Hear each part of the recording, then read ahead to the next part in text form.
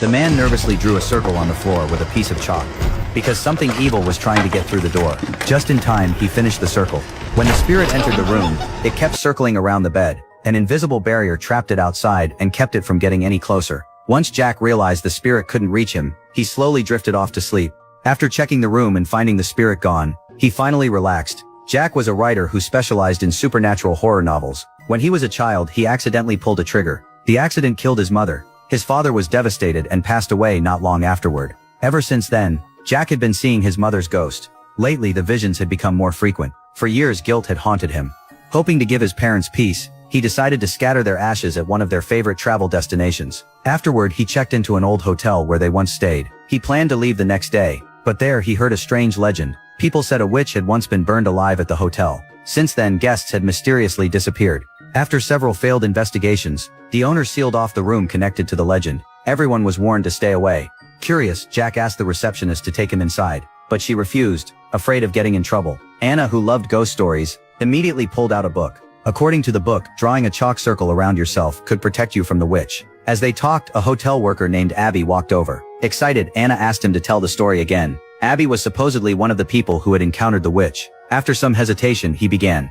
One day, while hiding near the room instead of working, something suddenly knocked his hat off. He nervously shined a lighter into the darkness, and there he saw a pale face staring back at him. Jack wasn't impressed. As a horror writer, he'd written stories far scarier than that. After Anna left, Abby approached Jack. He had recognized him right away and claimed to be a fan. Abby even asked Jack to read a story he had written, but Jack had no interest. When Abby kept talking despite being brushed off, Jack grabbed a hot spoon and pressed it against his hand. Humiliated and hurt, Abby walked away. That night, Anna realized Jack had forgotten some belongings. She went to return them. But no matter how long she knocked, nobody answered. What she didn't know was that Jack had been rushed to the hospital. That night, he was overwhelmed by terrifying visions. Already burdened by guilt over his mother, he suffered a complete breakdown. A few days later, after being discharged, Jack returned to the hotel to collect his things. The place felt even emptier than before. That's when he learned Anna had mysteriously disappeared while he was hospitalized. The police had searched both the hotel and the nearby woods. Their main suspect was a homeless man living nearby. The man often ground up hallucinogenic mushrooms and mixed them into water. He believed they could expand human perception. Most people thought he was insane. Someone had seen him talking to Anna on the night she vanished, and now he had disappeared too. Even with all the evidence pointing at the homeless man, Jack wasn't convinced. He had met the man before. Strange as he was, they had actually gotten along. What puzzled Jack even more was that the sealed room had never been searched. The staff explained that only the hotel owner had the key to the iron door. No one else could get inside. With no other leads, Jack decided to investigate the homeless man's campsite. There he found one of Anna's favorite books inside a vehicle. Just then, the homeless man suddenly appeared. Instead of running, he calmly answered Jack's questions. He claimed Anna was his friend. He denied hurting her. In fact, he said he had seen Anna's ghost. 2 nights earlier, he had sneaked into the hotel hoping to steal something. While leaving, an old service elevator bell inside the sealed room suddenly rang. Anna's ghost appeared and pointed toward the dumbwaiter. The homeless man had since stolen the key from the hotel owner. He planned to sneak back into the hotel that night after closing. Curious, Jack decided to join him. That evening, they broke into the hotel. As they headed upstairs, the homeless man went looking for something he could use as a weapon. While waiting near the entrance, Jack heard a loud thud.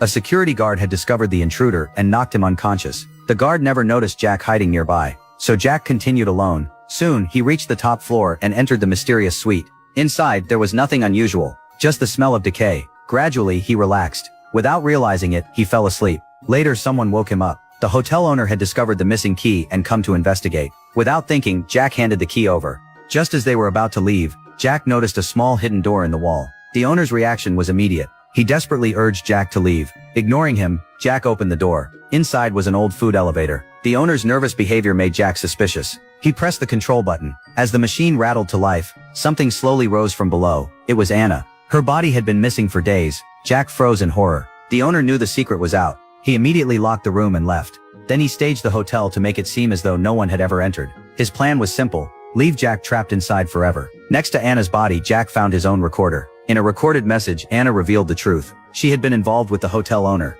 and she was pregnant. If the affair became public, everything he had built would be destroyed. So he locked Anna inside the elevator shaft. Because the basement control was broken, the lift could only be operated from above. Anna had died alone in darkness and despair. The witch legend had become the perfect cover story. Now Jack was trapped in the same room. He refused to die there, and he refused to let the truth disappear with him. Searching desperately for an escape, he discovered a small dog door hidden behind a cabinet, but it was locked from the outside. All he could find was a kitchen knife. He tried removing the rusty screws around the opening. After struggling for a long time, he finally loosened one, but many of the others were rusted solid. What he didn't notice was that something was watching him from behind. A chill ran down his spine. For the first time, he wondered if the witch legend might actually be real. And if all the answers were hidden in the basement, maybe there was even another way out. Determined to find out, Jack headed downstairs. Before going, he built a simple mechanism using a rotating figurine. It would automatically press the elevator button every hour. That way he wouldn't end up trapped underground like Anna. Carefully, he explored the basement, but there was no exit, only a single wall standing at the end of a long corridor. Defeated, he sat in a corner and listened to Anna's recording again. The fear in her voice sounded far too real. And Jack couldn't shake the feeling that someone was watching him from the darkness. He quickly decided to leave, but as he stood up, he kicked something on the floor. It was a used piece of chalk. That discovery made him even more uneasy. He sprinted back toward the elevator. There was only 1 minute left until the hour. All he could do was curl up and wait. Then suddenly, every light in the basement went out. A moment later, the sound of chains dragging across the floor echoed through the darkness. Jack knew for certain there had been no living thing down there during his search. Thankfully, the hour had arrived. The elevator was about to activate, but the sound kept getting closer and closer. In the darkness, Jack thought he saw a horrifying face. At last, the elevator started moving. Jack escaped back to the room above. Breathing heavily, he looked down through the elevator opening. And there, climbing upward through the darkness, was something waiting for him. At that moment, Jack could no longer deny it. The witch was real. He immediately slammed the door shut, but the crawling sounds didn't stop. Then he watched in horror, as a pair of hands slowly pushed the door back open. Not daring to stay, Jack rushed to find another place to hide. In his panic, he slipped and fell into a bathtub full of water. Soaked and terrified, he scrambled to his feet and ran into the bedroom. The creature's sharp, unsettling laughter echoed through the room. Jack locked every possible entrance he could find. Meanwhile, the creature searched for a way inside. Soon it appeared outside the window. Jack remembered the piece of chalk he had found earlier. Someone had told him that a chalk circle could keep evil spirits away. With no other options left, he frantically started drawing a circle on the floor. At the same time, the creature was forcing its way through a broken section of the window. Just as the door began to open, Jack finished the circle and jumped onto the bed. He didn't even dare pull back the bed curtains. All he could do was watch the shadow moving outside. Thankfully, the chalk circle worked. Jack survived the night. The next morning, he cautiously stepped out of the circle. Only after confirming the creature was gone did he dare look around. Then he spotted a vehicle outside. For the first time, he felt a spark of hope. Jack immediately rang the old mechanical service bell, hoping someone downstairs would notice. But after waiting for a long time, all he saw was the vehicle driving away. His only hope seemed gone. What Jack didn't know was that the homeless man who had come with him had already sensed that something was wrong. Despite his injuries, he refused to give up on Jack. Determined to help, he returned to the hotel. After smashing open the door with an axe, the two barely had time to celebrate. The hotel owner suddenly appeared and attacked the homeless man with a bow. Then he set the building on fire. His plan was to bury both Jack and all of his secrets forever. But he overlooked one important detail. Without the key, he couldn't escape either. With no choice, he headed back upstairs. During that time, Jack managed to steal the key. Having nowhere else to go, he returned to the basement. At this point, the creature below seemed less frightening than the man above. Carefully making his way through the darkness, Jack listened as the owner spoke through the building's intercom. The owner claimed they could still leave together. All Jack had to do was bring him the key. He promised he wouldn't hurt him, but Jack no longer believed a word he said. He pulled out the chalk and began drawing another circle. Before he could finish, something grabbed him. Upstairs, the owner received no response. Finally, he gathered the courage to enter the basement himself. There he spotted the key hanging overhead. Keeping a nervous eye on the darkness around him, he quickly reached for it. Then the creature appeared. It locked a shackle around the man's wrist. Dragging heavy chains behind it, the creature pulled him past Jack. By now, Jack had completely given up. He sat quietly, waiting for the end. Then he saw his mother's spirit. She told him she had never blamed him. Gently placing a hand on his chest, she comforted him before fading away. As she disappeared, Jack noticed something hidden inside his coat. A knife. And suddenly he had an idea. Nearby, the creature opened a massive door filled with countless trapped spirits.